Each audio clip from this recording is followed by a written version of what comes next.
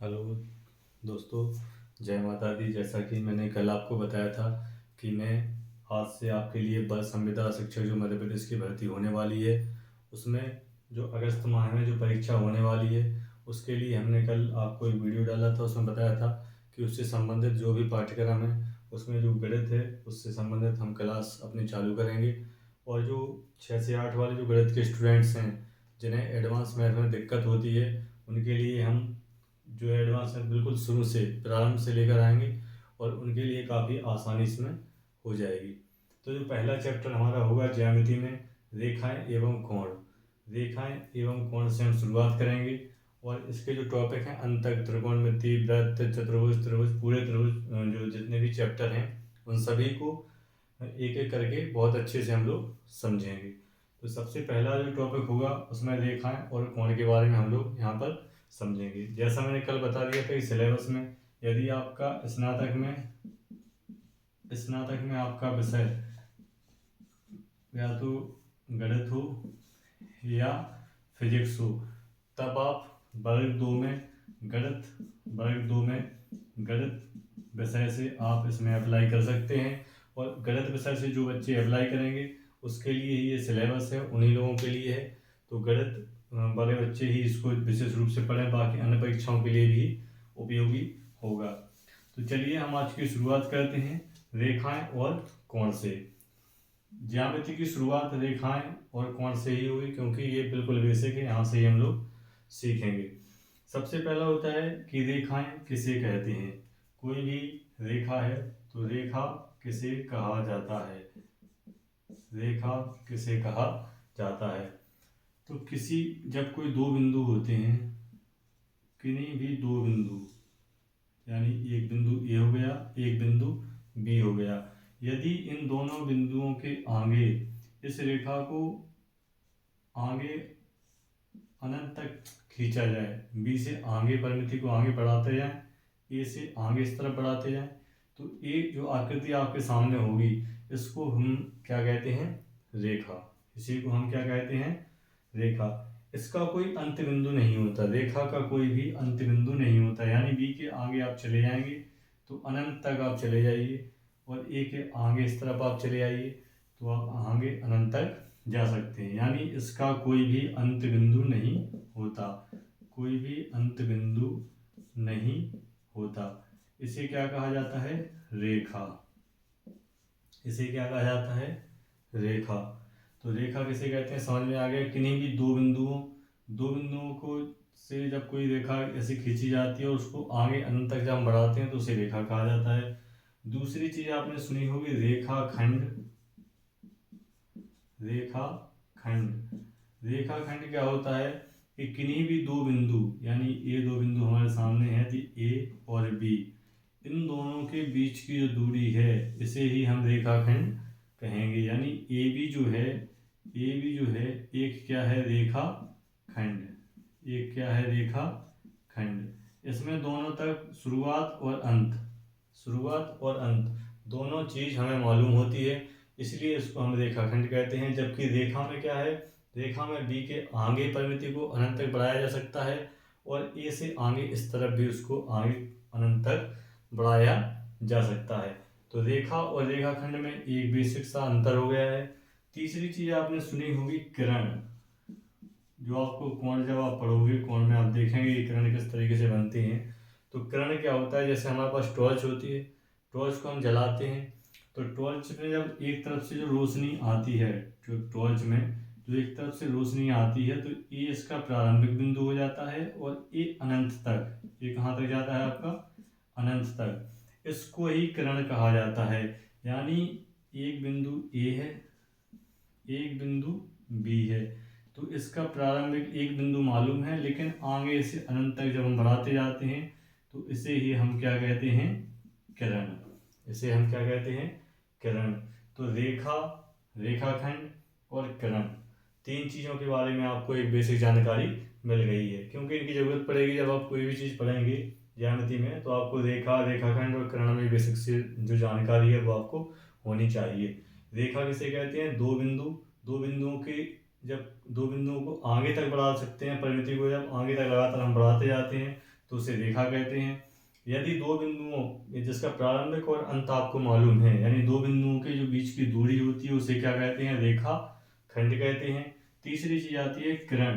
किरण किसे कहते हैं, तो जब किसी का एक बिंदु मालूम हो, किसी भी रेखा का एक बिंदु मालूम हो, प्रारंभिक बिंदु, और आगे का बिंदु अनंत तक जाता हो, तो उसे क्या कहा जाता है, किरण कहा जाता है। इस चीज को आप लोग इस तरीके से कॉपी पर लिख भी सकते हैं और बना भी सकते हैं। ठीक है, इसके बाद हम अब आगे देखते हैं कोण। कोण किसे कहते हैं, इसके बाद अगर हम जानकारी आगे देखें कि कोण, तो कोण के बारे में हमें जानकारी कि कोण कहते किसे हैं। कोण कहते किसे हैं, तो किन्हीं भी दो रेखाओं, किन्हीं भी दो रेखाखंडों, किन्हीं भी दो रेखाखंडों के जुड़ाव या झुकाव स्थान को ही कोण कहते हैं। माना कि हमारे पास कोई भी दो रेखाएं हैं, दो रेखाएं या दो किरण मान सकते हैं आप, जैसे ए बी और सी। तो ए क्या हो गया, एक प्रारंभिक बिंदु, ए भी क्या हो गया, एक किरण हो गई है, दूसरी हो गई है ए सी। इन दोनों के बीच का जो झुकाव होगा वही क्या कहलाता है, कोण। क्या कहलाता है, कोण। तो कोण का निर्माण कैसे होता है, कोण के बनने के लिए कम से कम दो रेखाखंडों या दो रेखाओं या दो किरणों का एक बिंदु पर मिलना आवश्यक है। इसको ही क्या कहा जाता है, कोण कहा जाता है। अभी ये बेसिक जानकारी, एक परिचय आपको दे रहे हैं कि किस चीज़ को क्या कहा जाता है, इसकी जानकारी होगी, इसके आगे हम विस्तार से इन चीज़ों को पढ़ते जाएंगे। तो कोण किसे कहते हैं, किन्हीं भी दो रेखाखंडों, किन्हीं भी दो रेखाखंडों या दो किरणों के जब एक बिंदु पर मिलती हैं तो उस बिंदु पर बनने वाले झुकाव को कोण कहते हैं। इसको कोण कहते हैं। इस प्रकार से आप कोण की परिभाषा को समझ सकते हैं। अब कोण कितने प्रकार के होते हैं, कौन कौन से कोण होते हैं, इसके बारे में आगे चर्चा करेंगे। अभी सिर्फ हम एक परिभाषा के रूप में इन चीज़ों को समझ रहे हैं कि ज्यामिति में जो चीज़ें हम पढ़ेंगे उनको कहते क्या हैं, उनकी जो है परिचय हम अभी देखेंगे। अगली चीज आती है कोण के बाद हम एक चीज देखेंगे, बहुभुज का नाम आपने सुना होगा, जैसा कि इसके नाम से ही स्पष्ट है कि जिसमें बहुत सारी भुजाएं हों। बहुभुज, बहुभुज मतलब जिसमें बहुत सारी क्या हों, भुजाएं हों, उसे क्या कहते हैं, बहुभुज कहते हैं।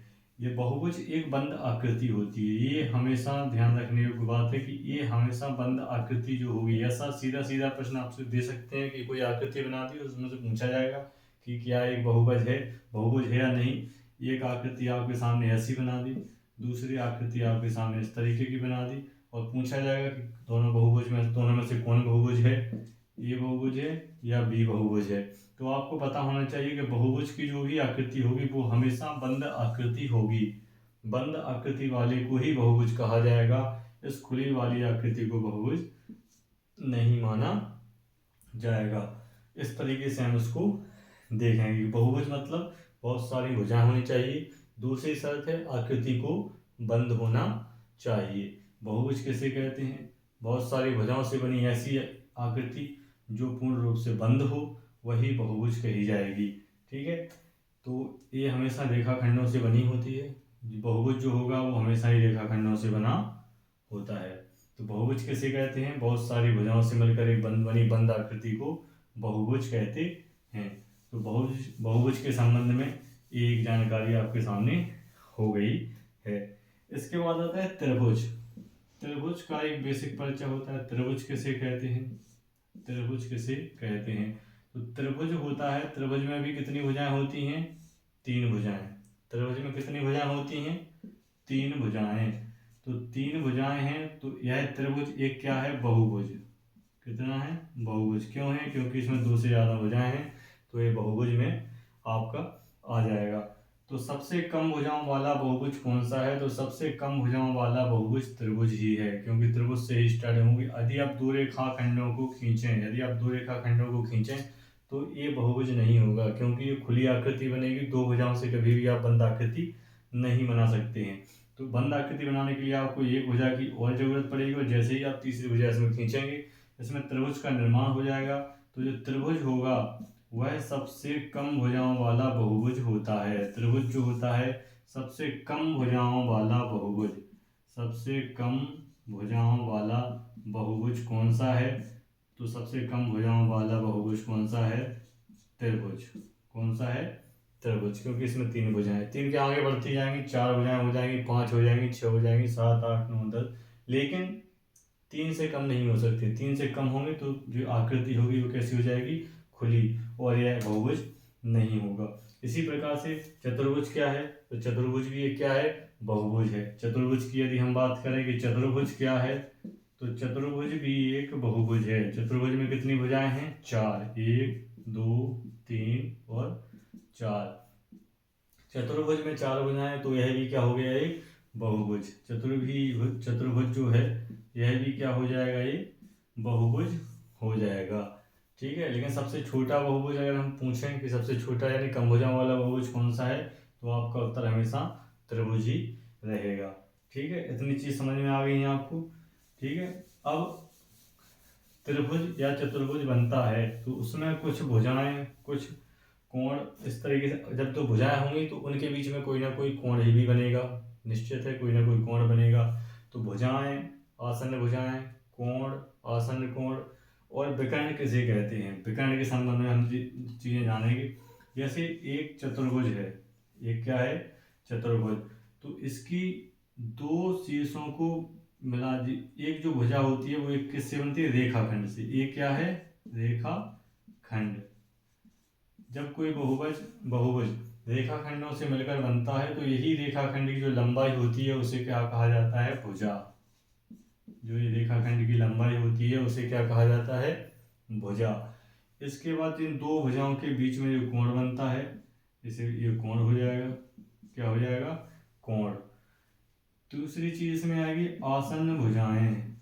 आसन्न भुजाएं, आसन्न भुजाएं कौन कौन सी होती हैं? यदि एक चतुर्भुज हो गया ए बी सी और डी, ए बी सी और डी, तो इसमें जो आसन्न भुजाएं हैं, आसन्न भुजाएं कौन कौन सी होंगी? आसन्न भुजाएं मतलब जिनका एक बिंदु उभयनिष्ठ यानी कॉमन होता है और उसी बिंदु से दोनों भुजाएं जुड़ी होती हैं। जैसे अगर हम देखें तो आसन्न भुजाएं इस चतुर्भुज में एक तो हो गई है ए बी, और ए बी और बी से ही आप यहाँ से नापिए, बी से जुड़ी हुई दूसरी भुजा यानी बी सी। ये कौन सी भुजाएं हो गई हैं? आसन्न भुजाएं। और कौन कौन सी आसन्न है? यदि आप यहाँ से देखें तो बी सी और सी डी, सी डी, ये दोनों भुजाएं आसन्न हो गई हैं। इस तरीके से अगर आप यहाँ से देखेंगे सी डी व डी ए, व डी ए, ये कौन सी भुजाएं हो गई हैं? आसन्न। फिर आप देख सकते हैं कि डी ए व ए बी, इस तरीके से आप इन सभी भुजाओं को देख सकते हैं कि ये सभी कौन सी भुजाएं हैं? आसन्न भुजाएं। आसन्न भुजाएं मतलब जब 2 भुजाएं किसी एक उभयनिष्ठ बिंदु से जुड़ी होती हैं, यानी एक ही बिंदु से जहां से 2 रेखाखंड निकलते हैं, वो दोनों भुजाएं जो हैं आसन्न भुजाएं कहलाती हैं। बिल्कुल बेसिक सा सवाल है, बेसिक सी परिभाषा है, इसमें कोई याद रखना ज़्यादा है नहीं कुछ। ठीक है, इसके बाद है तीसरी चीज में आती है आसन्न कोण। आसन्न कोण, तो जिस तरीके से आसन्न भुजाएं जिस तरीके से होती हैं, उसी प्रकार से आसन्न कोण के बारे में भी आप उसमें समझ सकते हैं। आसन्न भुजाएं मतलब एक बिंदु कॉमन है, एक बिंदु कैसा है? उभयनिष्ठ होता है, और उस उभयनिष्ठ बिंदु से जो 2 भुजाएं जुड़ी होती हैं उन्हें हमने क्या कहा था? आसन्न भुजाएं। अब हम बात करते हैं आसन्न कोण की, कि आसन्न कोण किसे कहते हैं। तो आसन्न कोण में आपकी भुजा कॉमन होगी, यानी यदि आप ए बी भुजा की बात करें, यदि आप रेखाखंड ए बी की बात करें, तो जो कोण ए है और कोण बी है, ये दोनों क्या हो जाएंगे? आसन्न कोण। यदि आप भुजा, रेखाखंड है किसी भी चतुर्भुज का है, यदि हम त्रिभुज की भी बात करें, एक त्रिभुज ए बी सी है, तो इसका जो एक रेखाखंड है बी सी, तो त्रिभुज के आसन्न कोण की बात करें तो बी और सी, यानी रेखाखंड अगर बी सी की बात करें तो कोण बी और कोण सी, ये दोनों क्या हो जाएंगे? आसन्न कोण। कौन से कोण हो जाएंगे? आसन्न कोण। समझ में आ रहा है? किसी भी यदि आप रेखाखंड को कॉमन लेंगे तो उसके जो दोनों कोण होंगे वो आसन्न कोण कहलाएंगे। यदि हम रेखाखंड की बात करें भुजाओं की कि आसन्न भुजाएं कौन कौन सी हैं, तो आप कोई भी एक बिंदु देख लीजिए, वहां से दोनों भुजाएं जो निकलती हैं, दोनों भुजाएं जो होंगी, ये भुजा और एक ये, दोनों भुजाएं आसन्न हो जाएंगी। यदि आप बी बिंदु पर देखें तो बी से एक भुजा इस तरफ, एक भुजा इस तरफ, यानी ये भुजा और ये भुजा, दोनों भुजाएं कैसी हो जाएंगी? आसन्न भुजा हो जाएंगी। कोण की अगर हम बात करें तो यदि एक रेखाखंड, कोई भी रेखाखंड, यदि इसमें सी और डी रेखाखंड को हम ले लें, इसमें हम डी और सी रेखाखंड को अगर हम ले लें, तो कोण डी और कोण सी कैसा हो जाएगा? आसन्न कोण। कौन सा कोण हो जाएगा? आसन्न कोण। तो ये एक चीज हो गई है आसन्न कोण। आसन्न भुजाएं, भुजाएं कौन कौन सी होती हैं? आसन्न। आसन्न कोण कौन कौन सा होता है? इसके बाद भुजाएं किसे कहते हैं? भुजाएं की परिभाषा क्या है? जब हम कोई भी बहुभुज बनाते हैं तो रेखाखंडों से मिलकर ही बनता है। उस रेखाखंड की जो लंबाई होती है उसे ही भुजा कहा जाता है। ये भुजा की परिभाषा है। जब हम कोई भी बहुभुज बनाएंगे तो वह बहुभुज हमेशा रेखाखंड से मिलकर बनेगा और उस रेखाखंड की लंबाई को ही भुजा कहा जाता है। इसके बाद हम बात करते हैं विकर्ण की। इसके बाद हम बात करेंगे कि विकर्ण किसे कहते हैं। विकर्ण आपने नाम सुना होगा, काफ़ी सुना होगा विकर्ण कि इसका विकर्ण इतना है, विकर्ण की लंबाई इतनी है। तो विकर्ण की परिभाषा क्या है? किसी भी बहुभुज के दो शीर्षों को मिलाने वाले रेखाखंड की लंबाई को दो शीर्षों, किसी भी बहुभुज के दो शीर्षों को, किसी भी बहुभुज के दो शीर्षों को मिलाने वाले, किसी भी बहुभुज के दो शीर्षों को मिलाने वाले रेखाखंड की लंबाई को विकर्ण कहते हैं। परिभाषा समझ में आई? विकर्ण किसे कहते हैं? जब कोई आप बहुभुज बनाएंगे उसके किन्हीं भी दो शीर्षों को आप मिलाएंगे, उन शीर्षों को मिलाने के लिए जो बीच में जो लाइन खींची जाती है, इसका जो सही नाम है, इससे पूछा जाए कि क्या है? रेखा है, रेखाखंड है, किरण है, क्या है? तो आपको हमेशा उत्तर देना है कि ये एक रेखाखंड है, एक रेखाखंड है।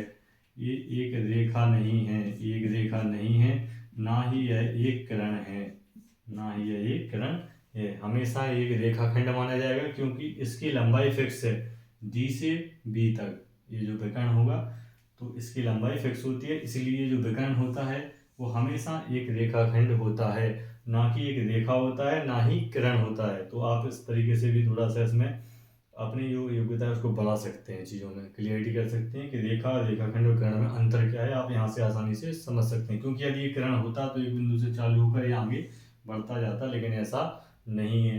अगर रेखा होती तो दोनों तरफ बढ़ती जाती, ऐसा भी नहीं है। इसलिए ये फिक्स दो बिंदुओं के बीच की दूरी है और दो बिंदुओं के फिक्स बीच की दूरी को हम क्या कहते हैं? रेखा खंड कहते हैं। इस तरीके से आप इस तरीके से आपने जितनी चीज़ों को समझा है चतुर्भुज में, तो बहुभुज में आपने रेखाखंड समझ लिया, सॉरी रेखाखंड हो गया, रेखा हो गई, किरण हो गई, जो बेसिक जानकारी थी वो आपने यहाँ पर कुछ जानकारी आपने हासिल कर ली। आसन्न कोण के बारे में भी मैंने आपको बता दिया है। इसके बाद है आसन्न कोण यदि कोई त्रिभुज का होगा, जैसे भी त्रिभुज एक बार फिर से समझ लीजिए आप, ए बी और सी। तो ये जो एक ही रेखाखंड पर जो बने कोण होते हैं, एक ही रेखाखंड पर बने कोण आसन्न कोण कहलाते हैं। कोई भी रेखाखंड आप उठा के देख लीजिए, ए सी रेखाखंड को लेंगे तो कोण ए और सी आसन्न हो जाएगा, ए और बी रेखाखंड को लेंगे तो कोण ए और कोण बी आसन्न कोण हो जाएगा। रेखाखंड बी और सी को लेंगे अगर तो बी और सी कैसा हो जाएगा? आसन्न कोण हो जाएगा। इसके बाद आता है संपूरक कोण और पूरक कोण। दो प्रकार के कोणों के नाम आपने सुने होंगे, पूरक कोण और संपूरक कोण। पूरक कोण और संपूरक कोण बिल्कुल बेसिक से हम आपको बता रहे हैं, आप अच्छे से इन सबको नोट करते चलिए। बहुत काम की चीज़ है, बिल्कुल शुरुआत से है चीज़ है, बिल्कुल इसको आप नोट कर लीजिए, काफ़ी आपको जो है काम में आने वाली है। पूरक कोण किसे कहते हैं? तो सबसे पहले पूरक कोण की जो परिभाषा है वो ये है कि जब दो कोणों का जो योग है कितने के बराबर हो जाता है? 90 डिग्री। दो कोणों का जब योग 90 डिग्री हो जाता है तो उन दोनों को एक दूसरे का पूरक कोण कहते हैं। जैसे अब एक चीज़ हमेशा याद रखनी चाहिए कि 90 डिग्री है तो एक 90 डिग्री में इस तरीके से बन जाएगा। अब इधर से एक कोण यदि आपसे कहा जाए कि एक कोण 30 डिग्री है तो इसका पूरा कोण कितना होगा? तो हमें मालूम है कि हमें 30 डिग्री बताया गया है कि एक कोण आपका 30 डिग्री है, तो इसका पूरा कोण क्या होगा? तो पूरा कोण हमें कितना चाहिए? 90। कितना चाहिए? 90, यानी इसमें 60 और अगर आप जोड़ देंगे तो कितना हो जाएगा 90 डिग्री। ठीक है, तो 30 डिग्री का पूरक जो होगा वो कितना हो जाएगा आपका 60 डिग्री। इस तरीके से आप पूरक कोण आसानी से बता सकते हैं। पेपर में कई बार इस तरीके से प्रश्न पूछे जाते हैं कि बताइए 40 या 50 डिग्री का पूरक या कोटि पूरक क्या है। कोटि पूरक, पूरक कोण या कोटि पूरक कोण बताइए आप। तो आप फटाक से इसमें देख सकते हैं कि 50 को हमें 90 तक पहुँचे, 90 में से इसको घटा देंगे आप तो सीधा 40 हो जाएगा, यानी 40 और 50 को जोड़ने पर आपका कितना हो जाएगा 90 डिग्री। जब दो कोणों को जोड़ने पर दोनों कोणों का योगफल 90 के बराबर हो जाता है तो वो दोनों कोण एक दूसरे के पूरक कोण या कोटि पूरक कोण कहलाते हैं। सिंपल सी परिभाषा है पूरक कोण यानी आपको याद रखना है 90 डिग्री। पूरक कोण यानी 90 डिग्री यानी समकोण के बराबर। समकोण के बराबर जब भी आप कोई कोण देखेंगे उसे समकोण के बराबर तो ये आपका एक पूरक कोण माना जाएगा। और पूरक कोण पूछा जाता है, एक कोण आपको बता दिया है, दूसरा पूछा जाता है कि पूरक कोण इसका क्या होगा, तो आप तुरंत उसको देखिए कि 90 कितना और जोड़ना है कि 90 हो जाए। ठीक है, या उसको सीधा 90 में से घटाकर आप पूरक कोण इसका निकाल सकते हैं। माना कि कोई पूछा गया है कि 65 डिग्री का पूरक या कोटि पूरक कोण, 65 डिग्री का पूरक कोण कितना होगा। तो 65 डिग्री का पूरक कोण निकालना है तो हम 90 में से 65 को घटाएंगे और देखेंगे कि कितना बचा है 25 डिग्री। कितना बचा है 25 डिग्री। तो 25 डिग्री इसका क्या हो जाएगा पूरक कोण हो जाएगा। बिल्कुल इसी तरीके से होता है समपूरक कोण। बिल्कुल पूरक कोण में हमें एक समकोण का ध्यान रखना है इस तरीके से। इसी में से हमसे पूछा जाएगा, कभी इधर 45 दे दिया जाएगा, कभी 30 दे दिया जाएगा, कभी 60 दे दिया जाएगा और आपसे पूरक कोण पूछा जाएगा। इसी प्रकार से जो है समपूरक कोण, इसमें 90 डिग्री होता है और समपूरक कोण में होता है 180 डिग्री। समपूरक कोण में होता है 180 डिग्री। तो आपसे पूछा जाएगा कि ये कोण यदि 60 डिग्री है, एक कोण कितनी डिग्री है 60 डिग्री, तो इसका संपूरक कोण बताइए। तो इसका संपूरक कोण बताइए। तो संपूरक कोण की परिभाषा क्या है, जब किन्हीं दो कोणों का योग, जब किन्हीं दो कोणों का योग 180 डिग्री के बराबर हो जाता है तो उसे संपूरक कोण कहा जाता है। आपसे कहा जाएगा कि बताइए 60 डिग्री का संपूरक कोण क्या होगा। 60 डिग्री का संपूरक कोण क्या होगा। तो आपको मालूम है कि आपको 60 डिग्री का संपूरक कोण निकालना है। तो यहाँ एक चीज़ कोई भी 60 हो गई है, अब उसको उसमें कितना जोड़ना है कि कितना होना चाहिए 180। तो आप 60 को सीधा 180 में से घटा दीजिए। 180 में से आप 60 को क्या कर देंगे माइनस कर देंगे और 120 डिग्री जो आ जाएगा वही आपका संपूरक कोण हो जाएगा।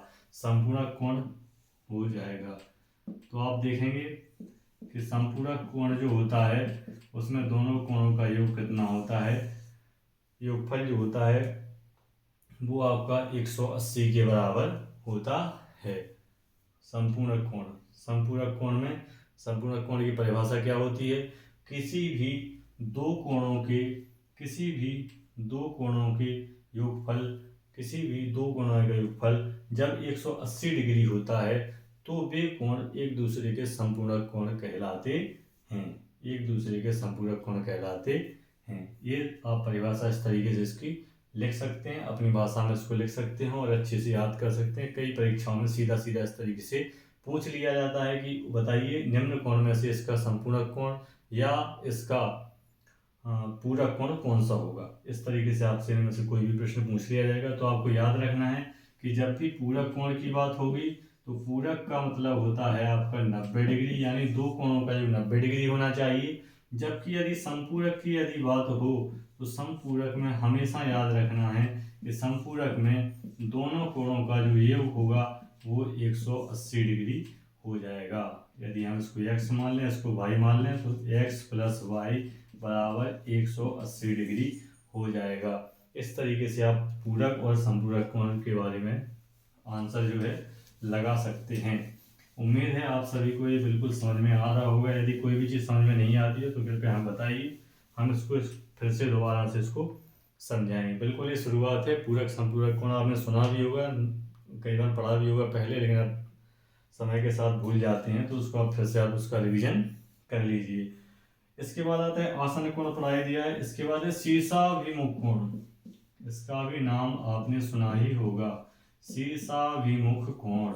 जैसा कि इसका नाम है शीर्षाभिमुख कोण।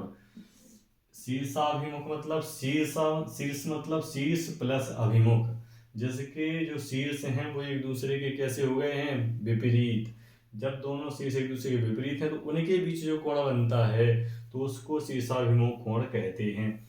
इसमें क्या होता है कि जब भी दो रेखाएं या जब भी दो रेखाखंड एक दूसरे को प्रतिच्छेद करते हैं या एक दूसरे को किसी बिंदु पर काटते हैं तो उनके बीच जो कोण बनेंगे, जैसे जो दो रेखाएं काटेंगे तो कोण एक इसको मान लें, दो इसको मान लें, तीन इसको और चार इसको, इस तरीके से कोण बनेंगे। ये दो किरणें अगर एक दूसरे को काट रही हैं तो यदि वो बिंदु पर काटेंगी तो इनके बीच चार ही कोण बनेंगे। ठीक है, इसको अगर हम नाम दे दें ए बी सी और डी, तो पहला जो कोण बनेगा बी ओ ए, कोण बनेगा ए ओ बी। दूसरा जो कोण बनेगा बी ओ सी, दूसरा कोण क्या हो जाएगा बी ओ सी, ये वाला कोण। ठीक है, ये कोण एक हो गया ना, ये कोण हो जाएगा आपका दो। तीसरा हो जाएगा सी ओ डी, कोण कौन सा हो जाएगा सी ओ डी, ये हो जाएगा आपका कोण तीन। और चौथा हो जाएगा डी ओ ए, ये हो जाएगा कोण चार। जिसका भी जो मुख्य कोण होता है उसे हमेशा बीच में रखा जाता है, क्योंकि यदि आप सब कोण वो रखेंगे तो वो तो चारों तरफ है, इसलिए आपको बताना है कि किस हिस्से का कोण आप बता रहे हैं उसी को इस बीच में लिखा जाता है। जैसे ए ओ बी की बात करें तो हमें समझ में आया कि इस वाले हिस्से की बात हो रही है। अब इसमें शीर्षाभिमुख कोण कौन से होते हैं, जब भी दो रेखाएं या रेखाखंड या जब भी दो किरणें एक दूसरे को किसी बिंदु पर काटती हैं या प्रतिच्छेद करती हैं तब वहां पर शीर्षाभिमुख कोण का निर्माण होता है। तो ये जो कोण होगा, कोण एक और कोण तीन, ये कौन से कोण कहलाएंगे, शीर्षाभिमुख कोण। ये कौन से कोण होंगे, शीर्षाभिमुख कोण। समझ में आ गया। शीर्षाभिमुख कोण किसे कहते हैं, जब भी दो किरणें एक दूसरे को किसी बिंदु पर प्रतिच्छेद करती हैं तब शीर्षाभिमुख कोण का निर्माण होता है। और शीर्षाभिमुख कोण ऐसी स्थिति में हमेशा बराबर होते हैं, यानी कोण एक जो होगा वो तीन के बराबर, इसे कहा जाएगा शीर्षाभिमुख कोण। इनके शीर्ष एक दूसरे के विपरीत हैं, एक दूसरे के कैसे हैं, विपरीत। इस तरीके से आकृति बन रही है तो ये एक दूसरे के विपरीत हैं। ठीक है, तो ये हमेशा बराबर होते हैं। यदि ए 60 डिग्री होगा तो ए भी 60 डिग्री ही होगा। ठीक है, यानी एक प्रमेय है कि शीर्षाभिमुख कोण हमेशा बराबर होते हैं। शीर्षाभिमुख कोण हमेशा बराबर होते हैं, यानी कोण एक जो होगा वो कोण तीन के बराबर होगा, कोण दो जो होगा वो कोण चार के बराबर होगा। ठीक है, इतना समझ में आ गया शीर्षाभिमुख कोण। इसका प्रयोग हम सवाल इस पर लगाएंगे आधारित, तो आपको बड़े विस्तार से इसमें समझ में चीज आएगी। अभी भी समझ, इसमें बस इतना याद रखना है कि शीर्षाभिमुख कोण जो होते हैं वो होते कौन से हैं, और उनकी जो प्रमेय है वो यही है कि शीर्षाभिमुख कोण जब भी दो रेखाएं एक दूसरे को किसी बिंदु पर प्रतिच्छेद करती हैं तब शीर्षाभिमुख कोण का निर्माण होता है, और शीर्षाभिमुख कोण हमेशा बराबर होते हैं। शीर्षाभिमुख कोण का युग्म होगा, जो जोड़ा होगा एक और तीन का, दो और चार का, ये हमेशा कैसे होंगे, बराबर। यदि ये 60 है तो ये भी 60 ही होगा, यानी दोनों 60 होंगे। यदि ये 120 है तो ये दोनों भी कितने होंगे, 120 डिग्री ही होंगे। ठीक है, इतना समझ में आ गया है कि शीर्षाभिमुख कोण किसे कहते हैं और शीर्षाभिमुख कोण किस तरीके से इसका जो प्रमेय है वो काम करता है। बस इसका जो बेसिक है वो इतना ही है, और ये जब आप कोण निकालेंगे तो उसमें बहुत ही महत्वपूर्ण भूमिका आपको निभाएगा। इसलिए आपको शीर्षाभिमुख कोण को नोट कर लेना है, इसको लिख लेना है। इसको लिखना क्या है कि जब भी आप इस तरीके से इसको लिखेंगे कि जब भी दो किरणें एक दूसरे को किसी बिंदु पर प्रतिच्छेद करती हैं या काटती हैं तो शीर्षाभिमुख कोण का निर्माण होता है। और शीर्षाभिमुख कोण हमेशा आप एक चित्र बना सकते हैं, डायग्राम इसमें बना लीजिए इस तरीके से, और उसमें लिख सकते हैं कि शीर्षाभिमुख कोण हमेशा एक दूसरे के बराबर होते हैं। यानी एक जो युग्म होगा 1 और 3 का ये बराबर होगा और 2 और 4 का ये जोड़ा होगा ये बराबर होगा। यदि एक 60 है, कोण एक अगर 60 डिग्री है तो कोण 3 भी 60 डिग्री ही होगा, और यदि कोण 2 120 डिग्री है तो ये भी 120 डिग्री ही होगा। इतना आपको समझ में इतना आ गया है, आप इसको नोट करते जाइए। आप आराम से वीडियो को रोक करके इसको लिख लीजिए, आप नोट कर लीजिए, क्योंकि बहुत इंपॉर्टेंट है। जब आप कोण निकालेंगे, कोण वाले सवाल में ये बहुत काम का बहुत ज़्यादा काम आता है, इसलिए आपको ये नोट कर लेना चाहिए। ठीक है, इसके बाद अगली चीज़ जो हम कोण में हमारे लिए सबसे ज़्यादा जरूरी होगी जब हम कोण के सवाल हल करेंगे, तो शीर्षाभिमुख कोण हमें मालूम होना बहुत ज़रूरी है। आसन्न कोण का नाम आप कई बार सुनेंगे, त्रिभुज में देखेंगे, चतुर्भुज में जब कोण निकालेंगे तो उसमें संबंधित आपको जरूरत पड़ेगी, तब आपको पता होना चाहिए कि आसन्न कोण किसे कहते हैं। इसके बाद शीर्षाभिमुख कोण की तो बहुत ही महत्वपूर्ण, बहुत ही इंपॉर्टेंट है, इसको तो आपको लिख लेना चाहिए और पता होना ही चाहिए यदि आप कोण के सवाल हल कर रहे हैं तो। इसके बाद अगली चीज आती है तिर्यक छेदी रेखा। तिर्यक छेदी रेखा, ये नाम आपको सभी सुने लग रहे होंगे, क्योंकि आप सभी ने पढ़ रखे हैं पहले से, लेकिन दिमाग से निकल गए होंगे क्योंकि काफ़ी समय हो गया है। तिर्यक छेदी रेखा की कोई ज़रूरत पड़ी नहीं है, लेकिन अब इसकी ज़रूरत पड़ेगी, आपको जानकारी इसकी होनी चाहिए, क्योंकि कोण निकालने में इसका भी महत्वपूर्ण योगदान होने वाला है। अब तिर्यक छेदी रेखा किसे कहते हैं? किन्हीं भी दो रेखाओं, यदि हम बात करें दो रेखाओं की या दो रेखाखंडों की, इस तरीके से ये समांतर नहीं है, ये जो है कैसी हैं? समांतर नहीं है, ये दोनों रेखा समांतर नहीं है, दो रेखाखंड हैं एल एम। यदि हम इनको एक रेखा पी से इसको किरण पी से इसको काट दें तो ये एक तिर्यक छेदी रेखा हो जाएगी। यानी पी होगी वो कौन सी रेखा हो जाएगी? तिर्यक छेदी रेखा। यानी तिर्यक छेदी रेखा किसे कहते हैं?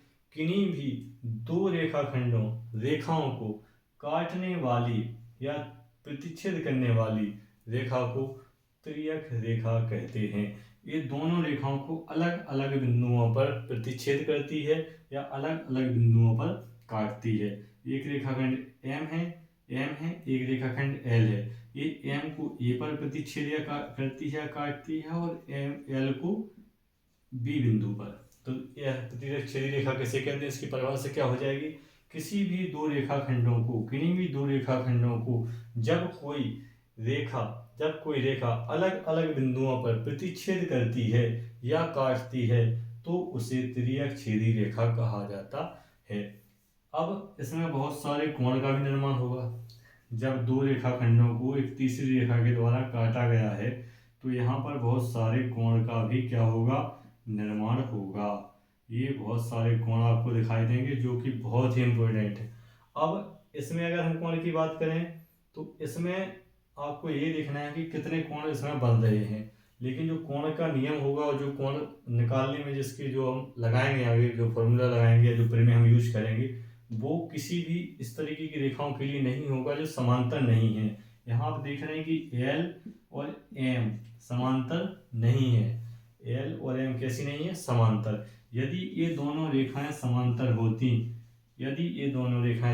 होती तो इसकी जो तिर्यक रेखा होती तो इसके बीच जो कोण बनेंगे वो बड़े इंपॉर्टेंट होते हैं और उसी से ही संबंधित प्रश्न परीक्षाओं में आपसे पूछे जाएंगे। बस लेकिन आपको पता होना चाहिए कि कहते किसे। ये जरूरी नहीं है कि हमेशा समांतर रेखाओं को काटने वाली रेखा को ही तिर्यक छेदी रेखा कहा जाएगा।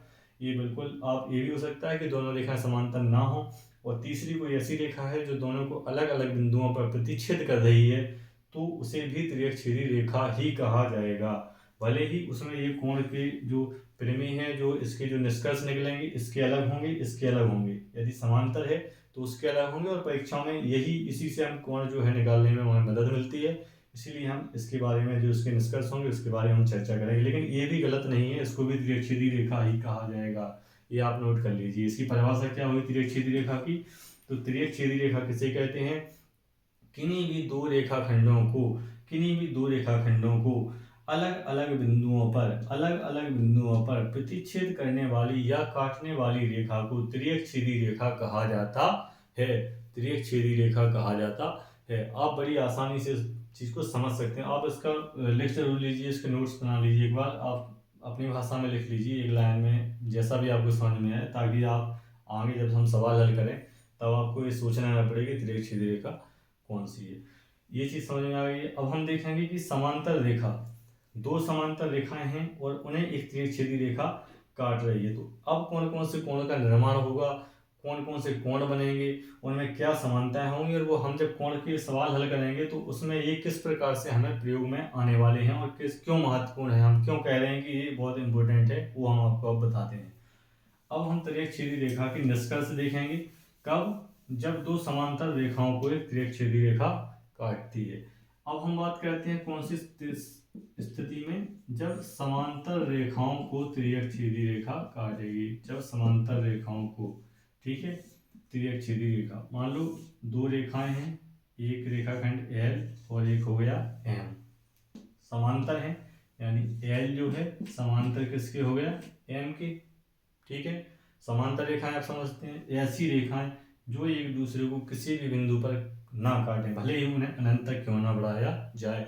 यदि L को आप आगे बढ़ाते जाएंगे और M को बढ़ाते जाएंगे तो ये कभी भी एक दूसरे को नहीं काटेंगे। समांतर का मतलब है उनका जो अंतर है वो हमेशा समान रहेगा, ये कहीं भी कम नहीं होगा। यदि इनके बीच की दूरी यहाँ पर 4 मीटर है तो अनंत तक आप ले जाइए, इनके बीच की दूरी 4 मीटर ही होगी, और जब दोनों के बीच की दूरी 4 मीटर रहेगी तो वो कभी एक दूसरे को प्रतिच्छेद नहीं करेंगी।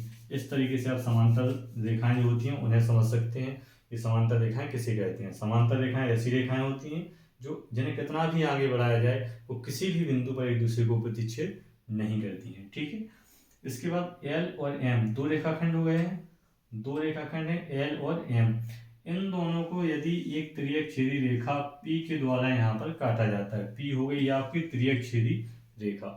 अब यहाँ पर कुछ कोण का निर्माण होगा, जैसे एक कोण इधर बनेगा, एक कोण ए बनेगा, क्योंकि आपको मालूम है, हम पहले ही बता चुके हैं, कोण का निर्माण कहाँ होगा, जहाँ भी दो रेखाखंड या दो किरणें एक दूसरे को टच करेंगी, जहाँ प्रतिच्छेद करेंगी वहीं पर कोण का निर्माण होगा।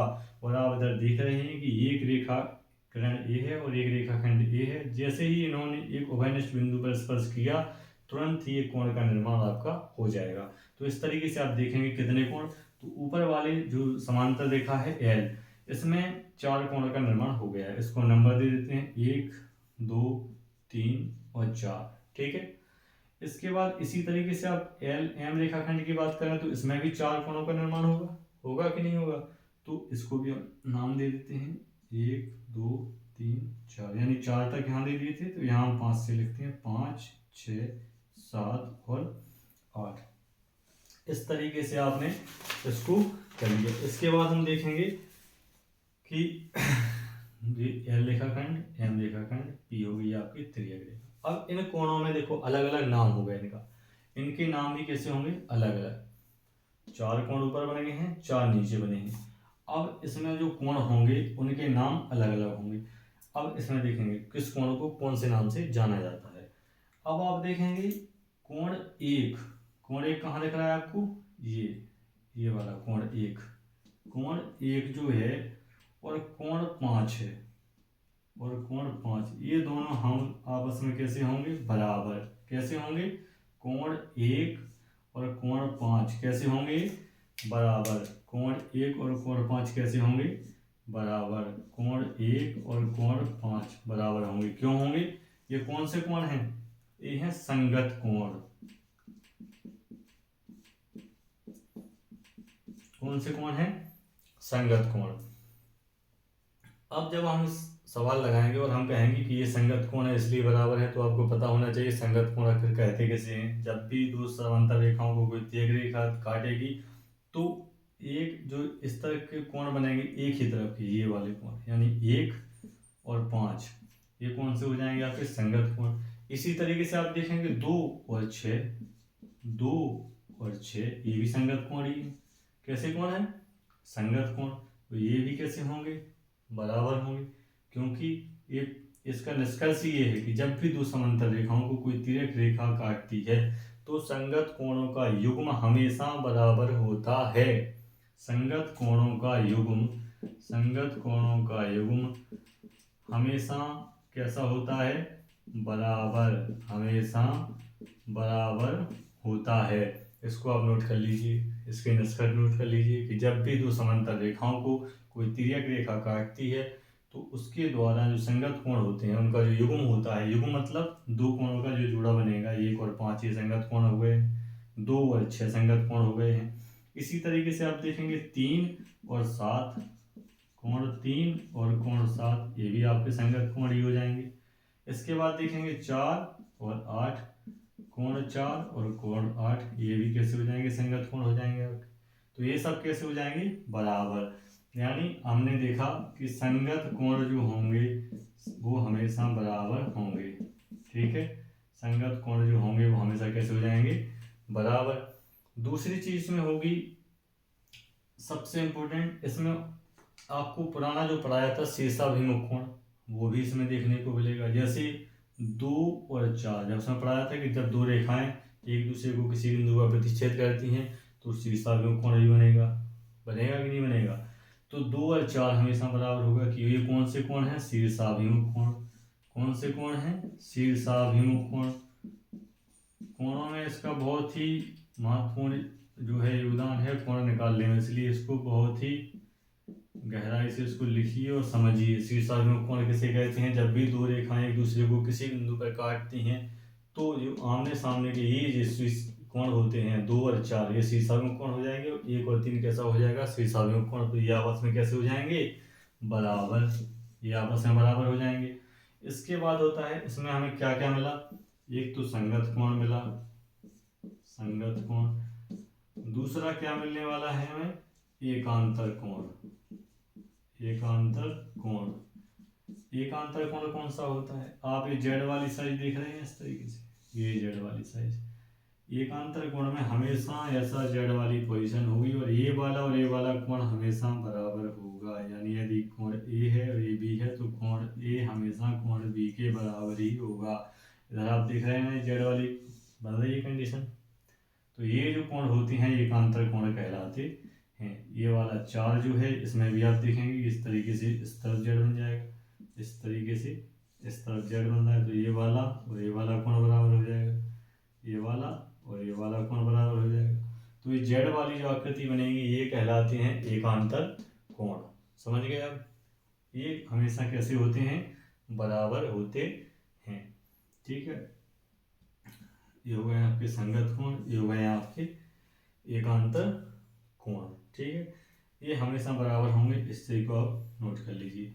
इसके बाद तीसरी चीज जो होती है, तीसरी चीज जो होगी वो सबसे इम्पोर्टेंट है। तीसरी चीज भी वो ये है कि जब भी दो समांतर भुजाओं को, जब भी दो समांतर भुजाओं को किसी तीसरी भुजा है, तीसरी किरण या त्रियक सीधी रेखा द्वारा काटा जाता है तो इसके जो अंतःकोण होते हैं, कौन से कोण, एक ही तरफ के अंतःकोण, जैसे ए है और बी है, दोनों समांतर हैं, यानी एल और एम कैसी हैं, समांतर हैं, ठीक है। पी एक त्रियक सीधी रेखा है।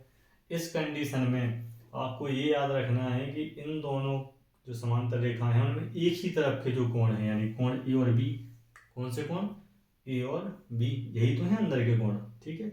तो जो अंदर के कोण होंगे लाइन के अंदर के, इन दो कोणों का योग जो होगा, इन दो कोणों का जो योग होगा हमेशा ही 180 के बराबर होगा। अब आपको लग रहा है हमें क्यों बता रहे हैं आपको, क्योंकि आप जब सवाल हल करेंगे तो उसमें इन सब चीज़ों का बहुत ही ज़्यादा रोल रहेगा और आपको बिल्कुल ये रटे होने चाहिए, ठीक है।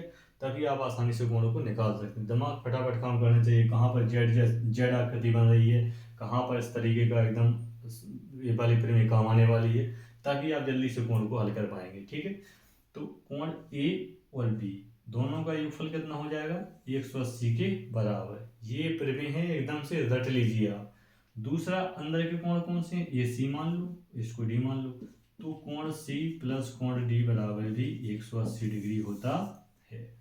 इसको आप, इतनी चीज़ों को आप नोट कर लीजिए। आज जितना पढ़ाया है, आज जो बेसिक जानकारी हमने दी है, त्रियक सीधी रेखा, शीर्षाभिमुख कोण, एकांतर कोण, संगत कोण, कोण किसे कहते हैं, रेखाएं किसे कहते हैं, ठीक है, इन सब के संबंध में हमने पूरी जानकारी आपको, एक परिचय आपको दिया है। इससे आगे हम आपको पढ़ाएंगे, इससे संबंधित कुछ परिमेय हैं जो हम आपको नेक्स्ट वीडियो में आपको लिखाएंगे। हम आपको, आप इनको नोट जरूर करते जाइए। ये शुरुआत है, ये पहली क्लास है इससे संबंधित, तो आपको अच्छी लगी होगी और इसको आप नोट्स ज़रूर बनाइएगा इसकी, क्योंकि आप ऐसे पर देखते जाएंगे तो आपका जो ये याद नहीं होगा, आपको ये दिमाग से निकल जाएगा। क्योंकि आपको अगर आप लिखेंगे तो आपको भी अच्छा रहेगा, आगे जब सवाल लगाएंगे तो आपको मालूम होगा कि हमें किस तरीके से क्या करना है। ठीक है, तो आज के लिए इतना ही है, एक परिचय हो गया अपना इस सब चीज़ों के बारे में। कल हम इसकी जो प्रेमी होंगी, वो महत्वपूर्ण जो प्रेमी होंगी वो लिखेंगे, कुछ एग्जाम्पल करेंगे, और उसके नेक्स्ट वीडियो में हम इस पर आधारित जो होंगी वो हम बहुत कुछ सवाल करेंगे, जिससे आपकी ये सब चीज़ समझ में आ सके कि आखिर हमने जो पढ़ाया है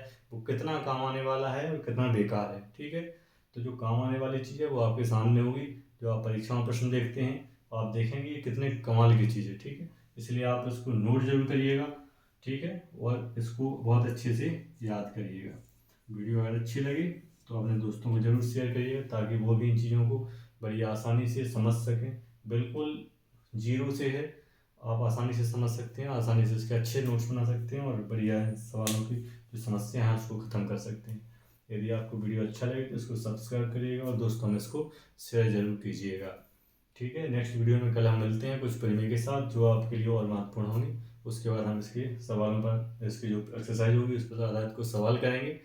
ठीक है, तब तक आप उसको नोट करिए और याद करिए। ओके, जय माता दी।